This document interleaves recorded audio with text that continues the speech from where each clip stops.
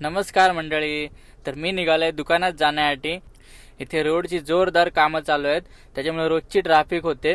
आज अलिबागला पोचायला मला पूर्ण अर्धा तास लागला.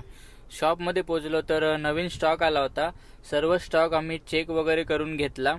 रोज काही ना काही नवीन अपडेट येत असते आपल्या शॉपमध्ये. त्यानंतर दुपारी जॉकीचे ब्रँडिंगवाले आलेले. हे बॅनर खराब झाले होते, त्यासाठी ते नवीन बॅनर लावण्यासाठी आले होते. जॉकीच्या इनरवेअरमध्ये आपल्या शॉपमध्ये भरपूर व्हरायटी भेटून जाईल. त्यानंतर माझे नवगावचे मित्र दहेशभाई आले होते खरेदीसाठी. हा शनिवार होता, तर मी दर शनिवारी हनुमानाच्या मंदिरामध्ये जातो.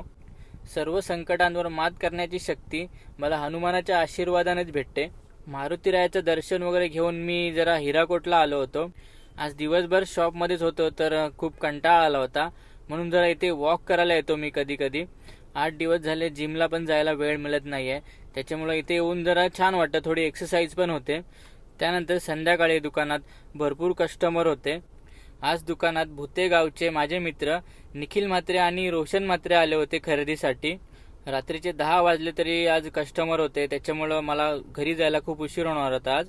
म्हणून मी पटापट माझा हिशोब वगैरे कंप्लीट केला. त्यानंतर मी शॉप वगैरे क्लोज करून घरी जाण्यासाठी निघालो.